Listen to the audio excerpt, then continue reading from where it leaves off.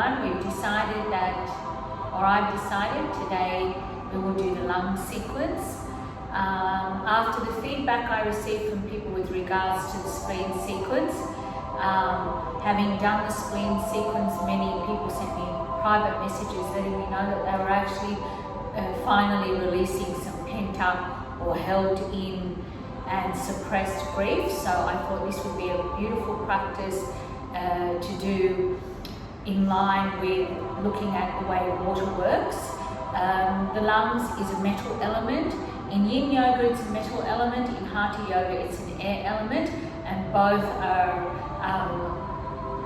actually mean the same thing in many ways, because metal, when it condenses, it creates air. And also the other thing about metal is that it can crystalline into air or into energy. So whichever way you're looking at the lungs as being a metal or an air element, it means the same thing. Air is obviously the prana, air is obviously the inhalation, which is the yang breath, the exhalation, which is the yin breath or the surrendering breath. And then metal, if I look at the way yin works, is my liver, which is my rebirth organ. The soul is the first organ, the first non-physical organ. Then we choose our parents. As souls, we choose our parents, and that's the kidneys. When we take our first breath, that's our lungs. So our lungs are the corporal body. This body carries us through life for us to complete our mission, or what our soul required us to do when we incarnated here on this earth. And then of course the kidneys, they work throughout the stages of our lives, because the kidneys represent pre and postnatal gene, which is your pre-karma, what you inherit from your parents, your postnatal gene or your post-karma, what you add in your lifetime. The heart allows you to remember why your body, which is your lungs, your corporal body, which is your lungs, the instinctive soul, is carrying you through this journey. The heart will help you remember that. So today what we're going to do is we're going to allow the lungs, the corporal body, lung time is from 3 a.m. to 5 a.m. Its partner organ, or the secondary organ, which is the large intestine, is from 5 to 7 a.m. Normally, if you have strong lungs, if you've got a very clear voice, if you don't hold your breath, or you don't breathe too fast, or your breath isn't shallow, normally people wake up at 3 a.m. to actually meditate. A lot of people do that at lung time, which is between 3 to 5 a.m. And the reason for that is from 1 to 3, which is your liver time, when your soul has gone off traveling. It's in the ethereal world. That's why it's called the ethereal soul, the liver. That's the liver time. It travels, and then when lung time comes, it actually goes back into the body. So there's the physical aspect of your lungs. And your lungs will help you process from the strategic planning of the liver. It will help you process how you can turn your dreams into reality. If, however, you're awake at lung time, but generally you're a person who doesn't usually meditate, or you're a person who isn't by nature creative, because a lot of creative people wake up at lung time, they're inspired at lung time between 3 to 5 a.m. when they're up writing, or they're writing music, or they're even making notes for music. If you're not someone that is by nature creative, you're not someone that by nature meditates, but you're up at lung time, that is when you know that your energy is depleted, your breath isn't moving fluidly or effortlessly, easily. You're not inhaling deeply, exhaling deeply. You're also not processing the information that you need to process, and you're holding on to old stories or old grief. So it really depends on what's going on in your life and how you conduct your life as to whether waking up at 3 a.m. is a positive thing for the lungs, or waking up at 3 a.m. is depleting for the lungs. So naturally, as always, the first pose is waterfall pose. Remember, if you're in your first to your third day of your menstrual cycle, you would do waterfall pose against the wall. So reminding you once again, you come and lie onto your back. If you've used the lowest block, then you're stimulating the liver, your arms are above your head, your feet are flat, your chin is to your chest. If you're using the middle block, you're activating the spleen and the kidneys.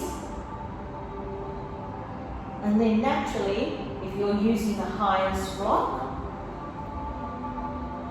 you're working deep into your lungs and heart. And you're breathing that beautiful, fresh, oxygenated breath and blood into your lungs and heart. Naturally, you're working all your other primary organs. Minimum 7 minutes for this pose.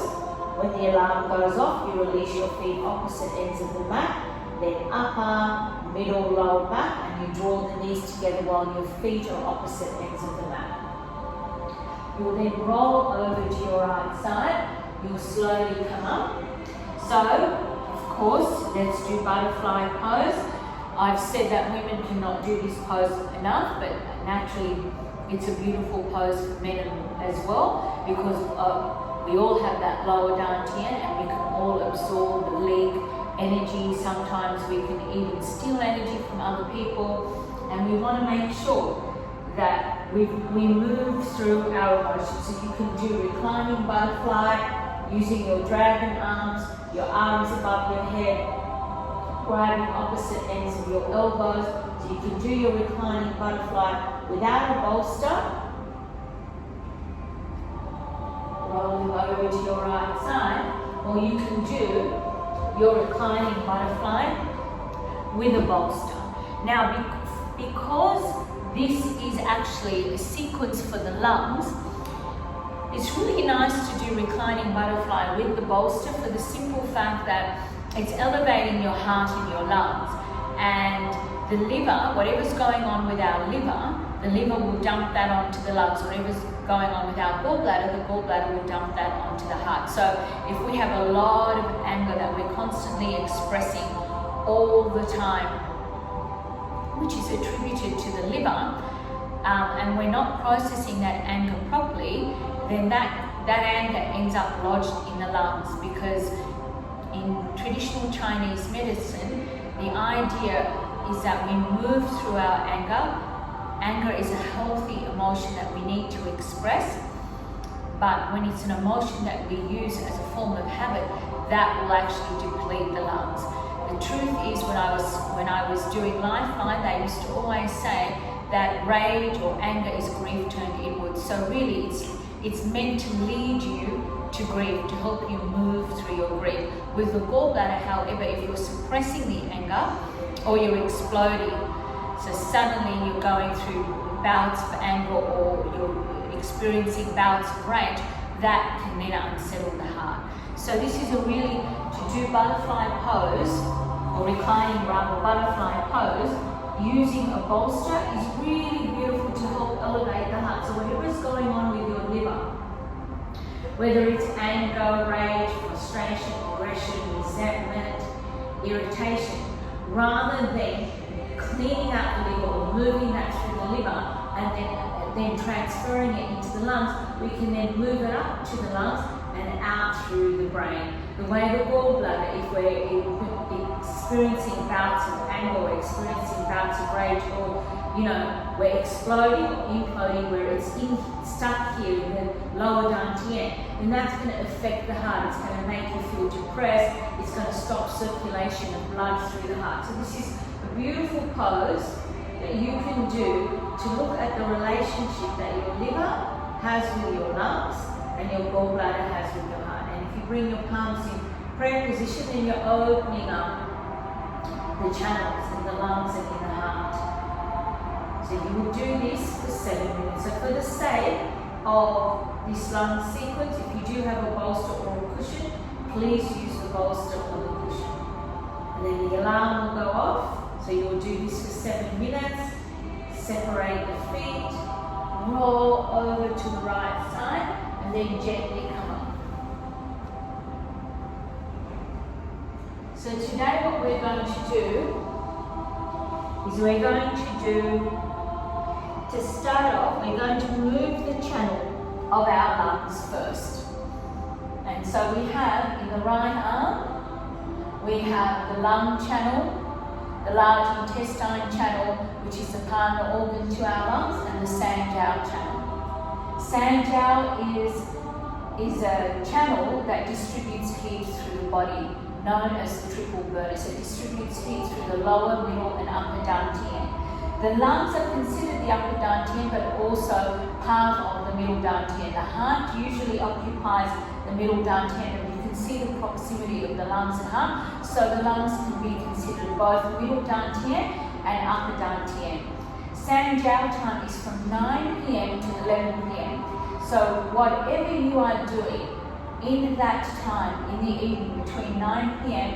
and 11 p.m., that will determine how the following day will play itself out. So it's very important to be conscious of what you're doing around this time. Hopefully if you're sleeping, then at least when you wake up at lung time, you've woken up refreshed, you're ready to turn your dreams into reality, and you're able to have that focus, whatever the liver, while it was traveling, while it was doing its astral traveling and its strategic planning, whatever it wants to reveal to you, it can reveal to the lungs, so the lungs can carry it out. So what I decided to do is that we will do side tadpole, right, so we'll move the arms towards the left because we're activating the right side. The left arm is your heart, your small intestine, and your pericardium channel. So first you sit upright, make sure that your thumb toes are touching, that you don't have your thumb toes on top of each other, and that your knees are the width of the mat. And walk the pads of the fingers forward. This is very important just to stimulate the heart and lung channels. From here, you're going to walk your arms over to the left side because you're activating the right side of the body. And then you're going to drop your forehead. Here is when I can use my eye pillow. I can place the eye pillow here, and I can place my forehead onto my eye pillow. Alarm will go off, so I'll come to center. So I'm staying here for 5 minutes. I'll come to center just for a few breaths, drop my forehead, and then I'm going to place my eye pillow over to the left. So I will walk the pads of my fingers all the way to the right to activate now my left side, and I'm going to place my forehead here. I'll stay here for 5 minutes, and then I'm going to come here, and then I'm going to place my forehead here.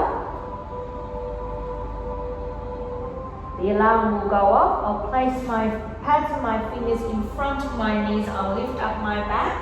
So first I'm going to walk towards the left to activate the right side of the body. I will stay there 5 minutes.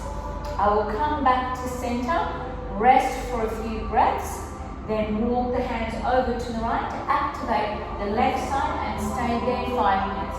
And then I'm going to come back to center and do tadpole itself. And in tadpole, I will stay here for 7 minutes.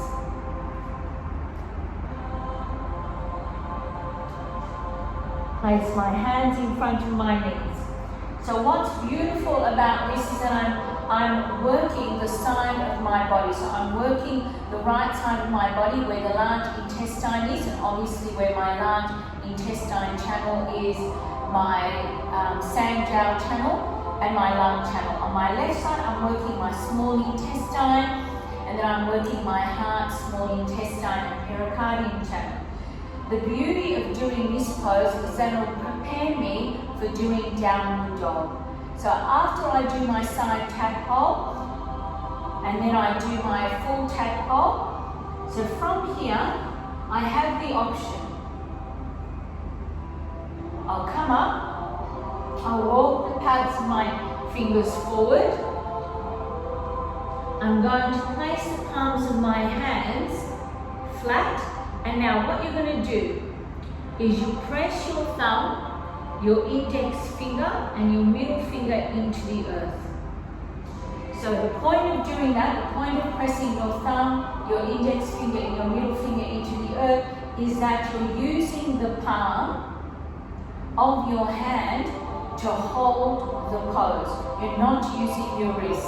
In all the years that I have practiced yoga, Hatha yoga, I practice Vinyasa yoga, and obviously now Yin yoga, I've never had issues with my wrist. And it's all from making sure that the palm is flat. Here in the wrist, we have lung 9, lung 7. Over here, lung 9, lung 7. We have large intestine 4. Large intestine 4 is a wonderful point for us to, like if you've got sensitivity in your teeth, sensitivity in your jaw, sensitivity in your eyes, or you're having problems eliminating. Lung 7 brings free flow into the upper body because the lungs distribute blood through the body. So it's very important that we're pressing the palm. So you're going to raise the last 2 fingers off the earth. So the thumb, index finger, middle finger is planted in the earth. The last 2 fingers are raised. Then you come onto all fours. You're going to inhale on your toes and then you exhale. Lift up the knees, you roll the shoulders back. Lift the bottom as high as you can. So the last 2 fingers are still raised. Then you release the heels to the earth. Then you'll release your fingers. So you're going to do this pose for 5 minutes. Your other option is that you can have your feet opposite ends of the mat. So initially, your first option was your feet are hip width apart. The thumb toes are very slightly turned inward. Check the shoulders are drawn back, bring the chin towards the chest. So that's your first option. Your second option, your feet are opposite ends of the mat. That's your second option. Your third option is more a restorative option. So what you can do is you can grab your bolster.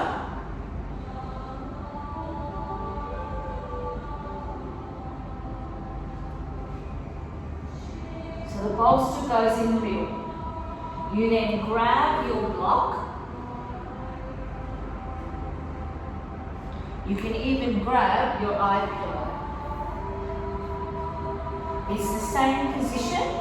So I'm sitting upright, my thumb toes are touching my knees, they're opposite ends of the mat.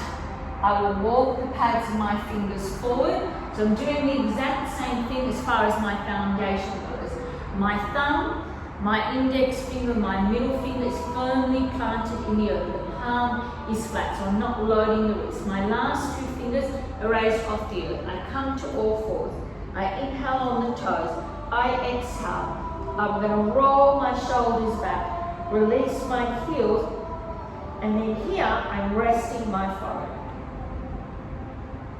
My chin is towards my chest. I can also do feet opposite ends of the mat. Using this version, so if I were to use this version, this is more the restorative version for downward dog. It's also, it'll kind of help you feel like you have some sort of support for your neck and some sort of support for your head. A lot of blood rushes to the brain because the lungs is upper dantian. So the more I allow blood to be distributed through my lungs, then I can then distribute that blood into my brain and bring beautiful fresh oxygenated breath and blood into my brain. If you're wondering what would be the difference between, say, having your feet hip width apart versus your feet opposite ends of the mat.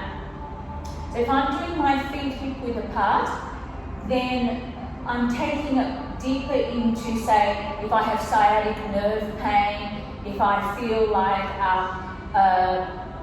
what you would call hamstring pain, we would call the urinary bladder. So if the back of the legs is tight, I would work the urinary bladder channel, which is also sciatic nerve pain. If, say, for example, I felt like I just have constricted space in the lower dantian, then I would have my feet opposite ends of the mat, so it's more creating space for my hips. So one is more to relieve any tightness in the backs of the legs, or if I have sciatic nerve pain, and then the feet wide apart is more for me to work through the liver, the lower dantian, the hips, the pelvis, just to create that lovely space. So you will hold this, the full downward dog, whichever version you choose, you will hold that for 5 minutes. When your alarm comes off, you will come and sit upright. Please don't go into tadpole. There will be so much blood that goes into your brain, beautiful, fresh, oxygenated blood that will go into your brain. And if you're someone who spends a lot of time in their head, too much in their head space, overthinking things, you may feel slight nausea, you may feel a little bit of dizziness just because of that freshness of blood. Always be conscious that your chin is towards your chest, because we've got to think of the back of the third eye and also the vagus nerve, right? We want to allow that vagus nerve, the longest nerve in the body, to take us away from fight, flight and into rest and digest. Another version, so I would sit upright with my eyes closed. I would sit upright for a couple of minutes. Then the next version, for my downward dog, so I'm still doing the downward dog series. My knees, they're opposite ends of my mat. I'm walking the pads of my fingers forward. So I'm doing the exact same thing as far as my foundation goes. Thumb, index finger, middle finger firmly planted in the earth. The palm is flat, so I'm not loading the wrists. I come to all fours. I inhale on my toes. I exhale, roll the shoulders back. Lift that bottom higher, and then release the last two fingers. And I'm going to step my feet over to the left because I'm looking up my right armpit. I will do this for 2 minutes. I will come to center, step my feet over to the right, and I'm looking up my armpit.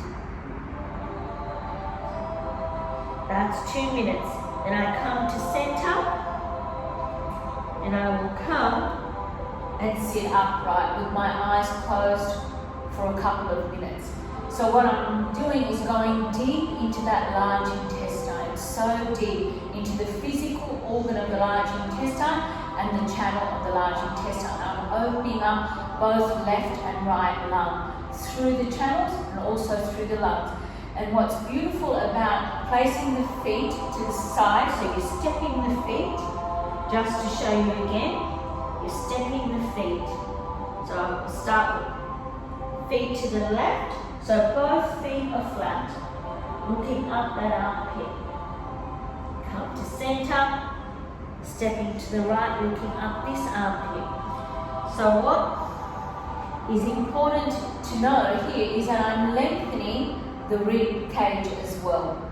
What most people don't realize is how congested the rib cage actually is.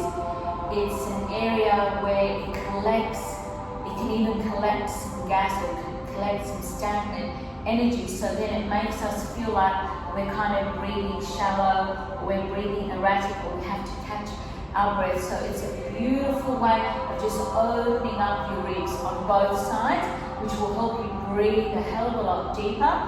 Bring that inhalation breath, which is the yang breath, where I'm taking in life. I can appreciate life, I can appreciate what's going on in my life. And then that beautiful exhaling breath, where I can surrender to what is, surrender to what's going on in my life.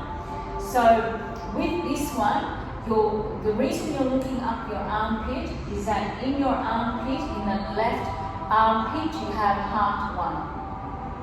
You also have pericardium 1, which is just underneath the brow strap, both on the left side. Lung 1 is here.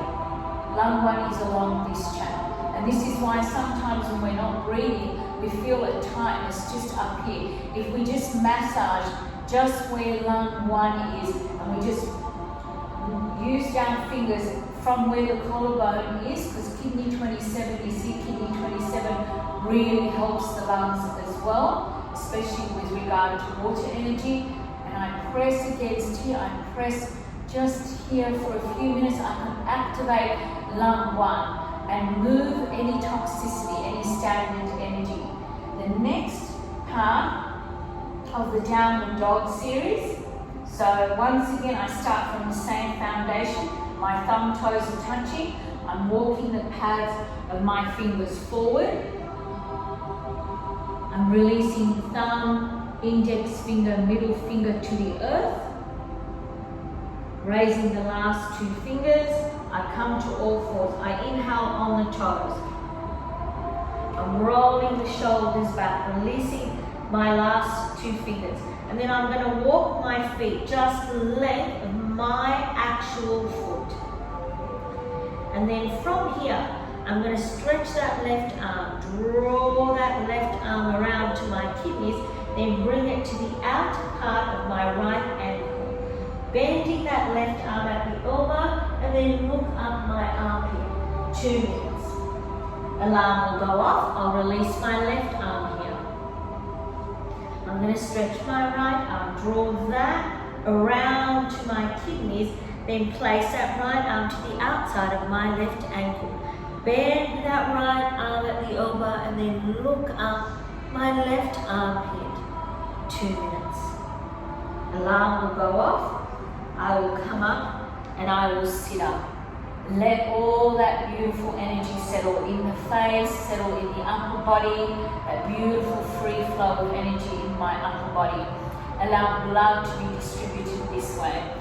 And for these, so for the full downward dog, it's 5 minutes.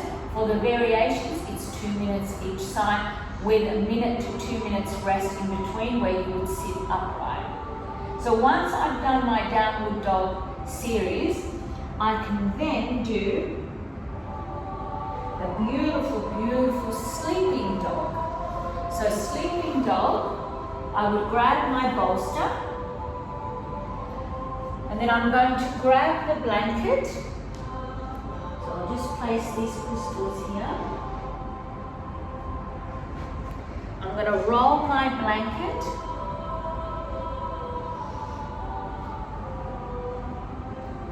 I'm going to roll it this thick, and I'm going to place the blanket here at the edge of my bolster.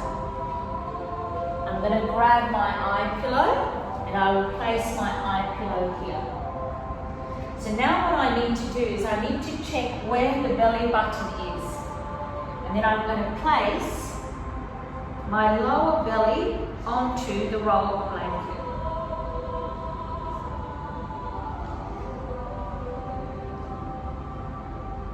And then my legs are straight. So what I can do is I can do my forehead resting onto the eye pillow. My palms, they're faced upwards. So I've still got space to breathe here.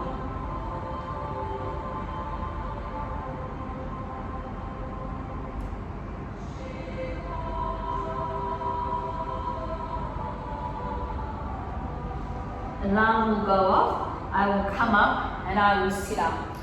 So what the idea is that where my intestinal tract ends is where I'm placing the blanket. So just where your belly button is, just rest the lower part of your belly onto this blanket. What's beautiful about this is it moves the intestinal tract, especially your large intestine, where gas and where air gets stuck. That stagnant energy, and the large intestine is the organ of elimination. That's why it's the letting go organ. If, say, I found it difficult to place my forehead onto the eye pillow, this is a 7-minute pose, but I can bring it up to 10 minutes, that's up to me. I can then place, if I feel uncomfortable placing my forehead, so I've come here, I've checked where the belly button is. My legs are opposite ends of my mat, my feet are flat because I've got all this space.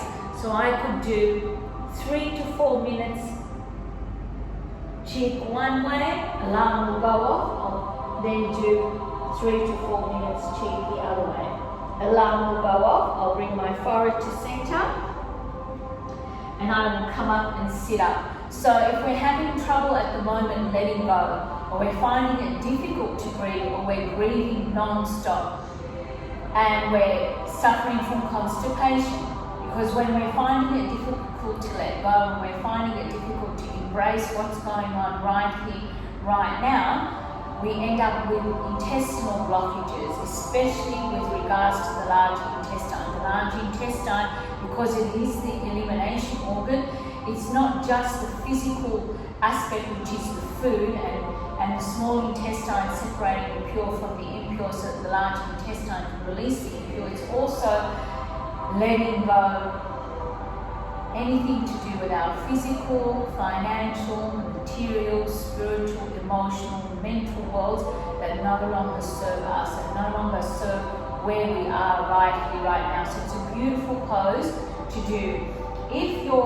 I've had some women say to me that when they do this pose, when they're premenstrual, that it actually soothes all the cramps. While other women say it's a very uncomfortable pose to do. So that's up to you.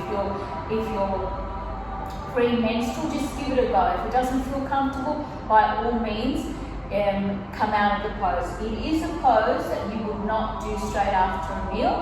It would definitely be a pose that you would do before a meal to get everything moving, get the stagnation moving. It's a very uncomfortable pose and not advised for you to do if actually you had a meal.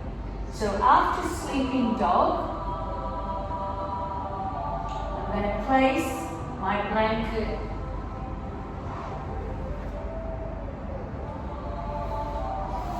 and my bolster to the side. And now what I'm going to do is I'm going to do crocodile pose.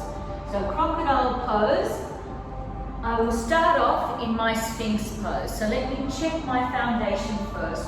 So my feet are opposite ends of the mat. My elbow sits directly underneath my shoulders. So this is Sphinx pose, and this will be the pose that you go into from right to left side.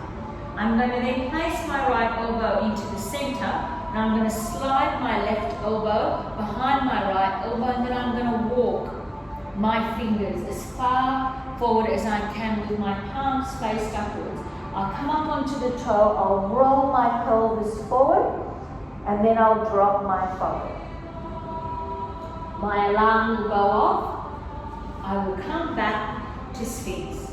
Now what I could do if I wanted is I could use the eye pillow or a block, depending on how low you're going, to rest my forehead on. So I can use both these things as props. So then I will go to my other side. So I will stay in my Sphinx pose for a few breaths or for a minute. Then I'm going to place my left elbow in front of my right elbow, and then I'm going to walk my palms. Turn the palms up. I will come onto my toes. I will roll my pelvis forward, and then I'm going to drop my forehead.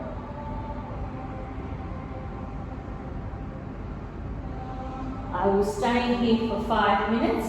The alarm will go off, and then I will do Sphinx pose. And I can even use Sphinx pose and sit here if I like for 5 minutes in my Sphinx pose. I love this beautiful pose. It soothes the pelvis, soothes the lower dantian. So I can do this for 5 minutes if I like. Then I gently come up. I will sit up. Sit here for a few breaths, and then what I will do, my neutral pose, is advanced crocodile. So advanced crocodile, I'm going to roll my mat, and if I was to trace my rib cage, so I'm tracing my rib cage, where the rib meets, you can place your finger and press your finger or thumb, just right where they meet. There's this beautiful point known as ring 17 or kidney 17.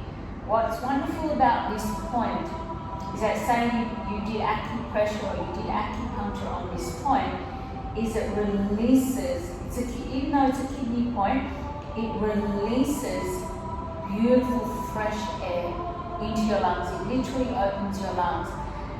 Sometimes people find it quite a challenge in acupuncture and acupressure because it's actually tender. If you put your thumb in, you can feel that it's slightly tender.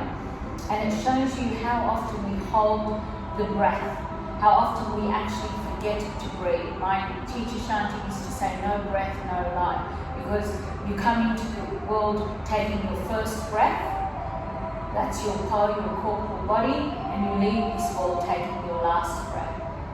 So it's a beautiful point. If you have a lot of anxiety, it's a great point for anxiety, a great point for depression, melancholy even.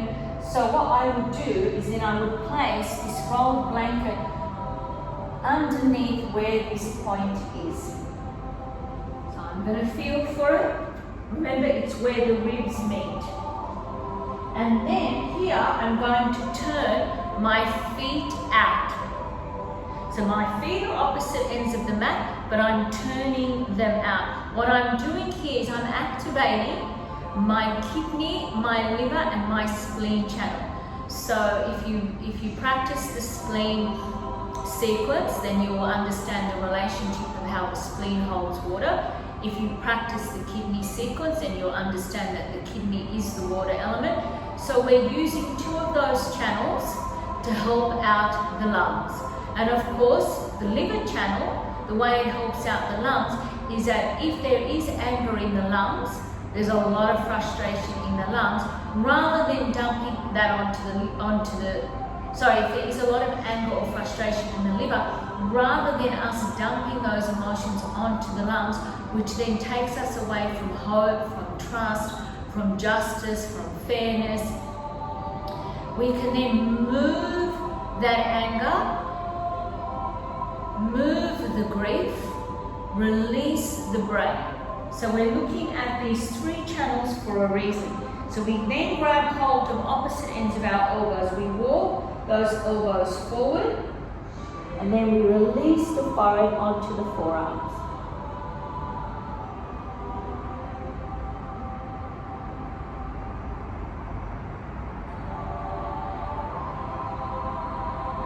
The alarm will go off. I will release the feet. The feet are flat now. I will release the elbows. I will come up and I will sit up. So I will do this version of crocodile for 7 minutes.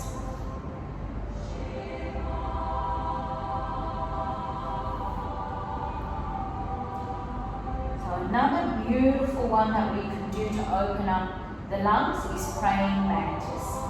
So with praying mantis, I'm lying on my back, on my stomach. My legs are opposite ends of the mat.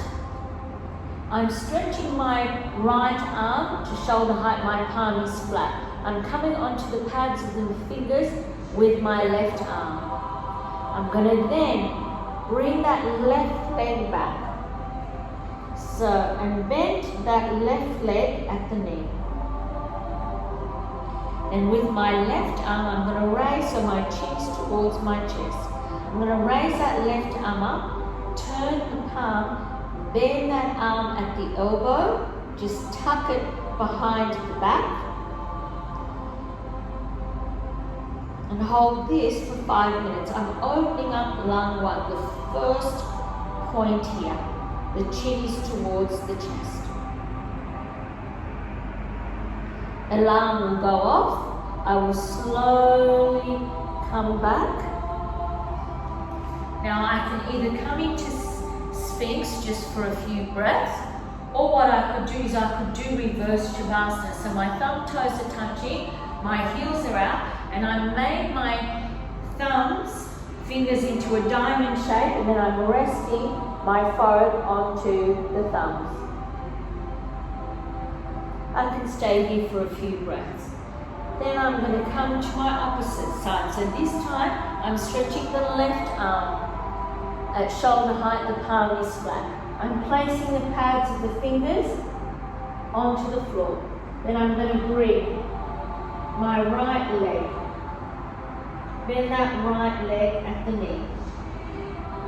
Then I'm going to raise my arm up, chins towards the chest. Turn the palm. Then bring that around, opening up lung 1. in my right arm. Chin is towards the chest. I'm going to hold this for 5 minutes.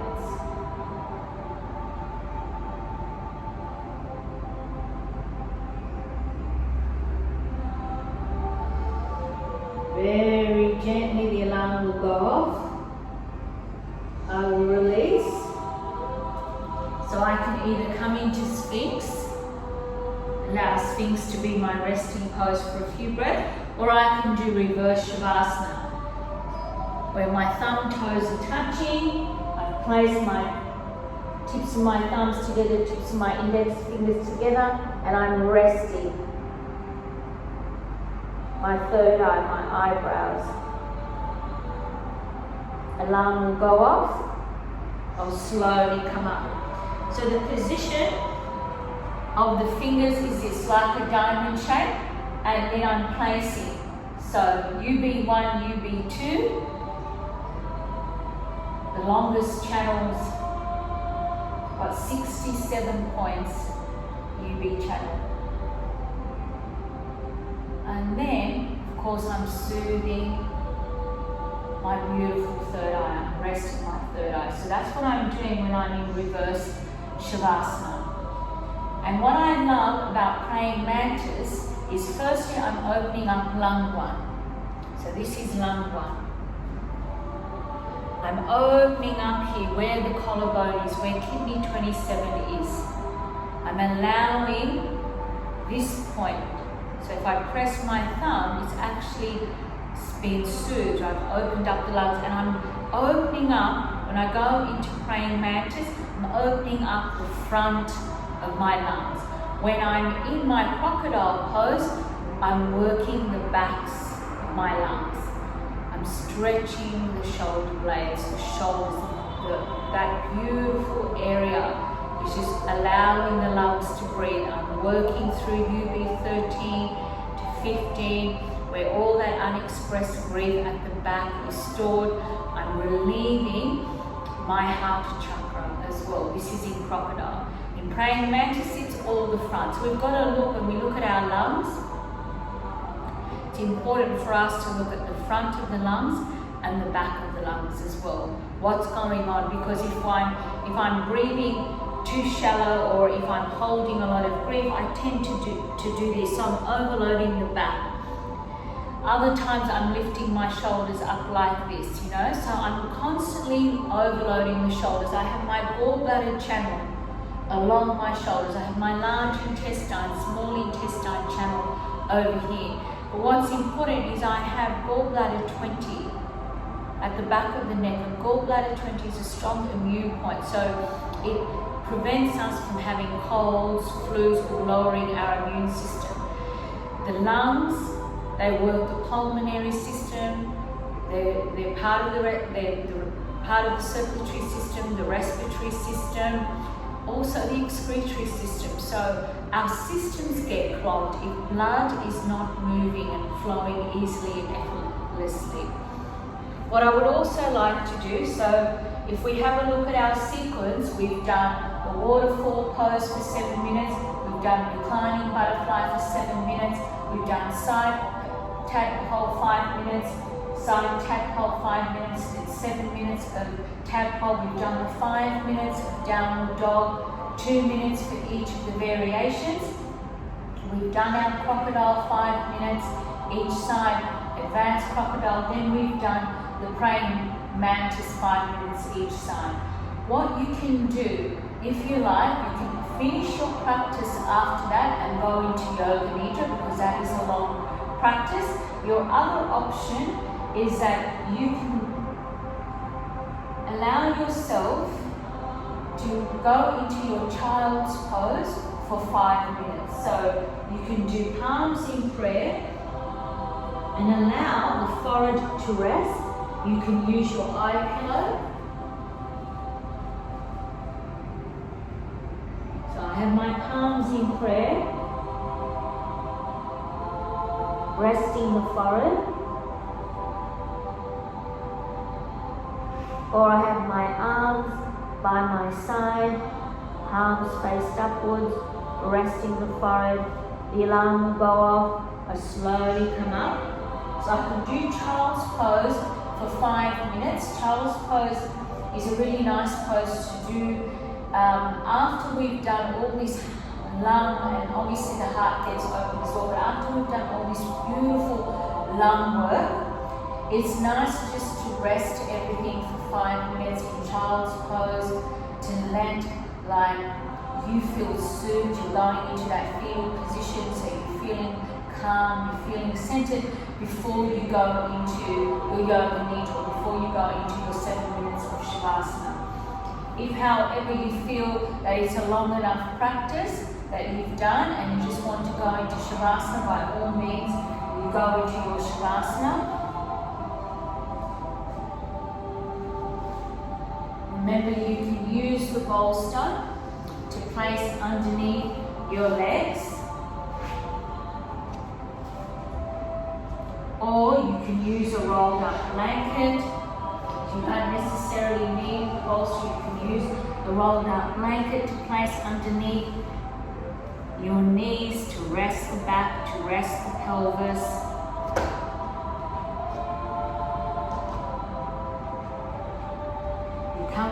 You can come and lie into Shavasana.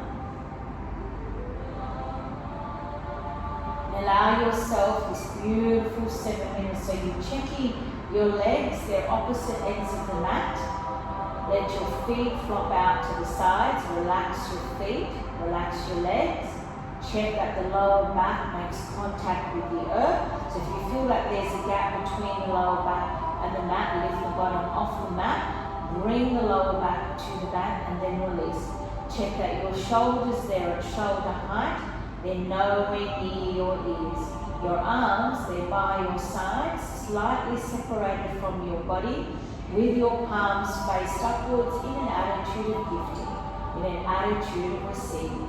Allow the heart to be open. Allow the heart to be receptive. If the fingers are slightly curled, you're resting the body. If your palms are open, you're resting your heart. Now, if you draw the chin towards your chest, remember you're balancing your emotions, your thyroid glands, remembering that the connection that our lungs have with our throat, our lungs determine the strength of our voice, how we express ourselves. The lungs are ruled by Mercury, the planet of communication. So if you wanted throughout your practice, you could do the Mercury finger, you could do any mudra. After 7 minutes, you roll over to your right side. You'll come up, you'll sit onto your heels. Bring your palms in prayer to your heart. Take a quiet moment to express gratitude for all that you have in your life. And once you've done that, think of one word of how you would like the rest of your day, your evening to turn out, so that your thoughts, your deeds, your words, your actions, they honor your word. They reflect your word. I honor the place in you in which the entire universe dwells. I honor the place in you which is of love, of light, of peace, of truth. You are in that place in you, and I am in that place in me. We are one. Namaste. I hope that you enjoyed this beautiful lung practice. Just to warn you, after doing this lung practice, especially if you hold it for the minutes that is required, you're going to feel a lot of grief. You may even feel a heaviness in your chest, like you want to breathe but it's not coming out. You may feel that because you've moved a lot of stagnant energy through the lungs, you've distributed blood all through your lungs, you may feel quite tired, quite heavy. But the grief may not happen after the practice. The grief could possibly happen while you're practicing. I've seen that happen many times. Or the grief can come upon you completely, or what feels like it's completely out of the blue. It can come the next day, or you may find yourself waking up at lung time. So after you've done this practice, you may find that you wake up at lung time and you're processing at lung time from 3 a.m. to 5 a.m. your grief. And hopefully by the time you get to large intestine time, you've let go of that grief. You've allowed yourself to let go of what no longer serves you, which is the large intestine, the partner organ to our lungs. You've had a bowel movement, which is very important to have a bowel movement between 5 to 7 a.m. because that then gives you the opportunity for when you enter stomach time from 7 to 9 a.m. gives an opportunity for the stomach, which keeps score of everything, every emotion. The stomach and the spleen keep score of. It will give you that opportunity to feel like you've had a fresh and brand new day. Remember that because you have your right lung in your right arm and that's where your Sanjiao channel is, be conscious of what you're doing between 9 p.m. to 11 p.m. because that will determine, that time of the day determines the end and the beginning of the following day. So the end of your evening and the beginning of the following day and how that day pans out. So ideally you want to either be asleep in that time, or if you are to sleep, at least you're watching something peaceful, something restful. You could be meditating as well. Just be conscious of what you are doing in that time to allow for the lungs to do what they need to do, to process the grief, to help you turn your dreams into reality. The beauty of your lungs is how much they can fill you with hope and trust, how much they can help you understand and make peace with what is happening right now. And the lungs will distribute that blood into the heart and help the heart move through the sadness, because the lungs hold oppression as well. So if I'm feeling oppressed, I'm holding my breath. And right now a lot of people are feeling oppressed because they have actually no idea what's coming next. And we literally have to live in the moment. We literally have to honor this moment. So if you find yourself panicking, you find yourself oppressed, just return to that beautiful comfort, that beautiful warmth of your breath.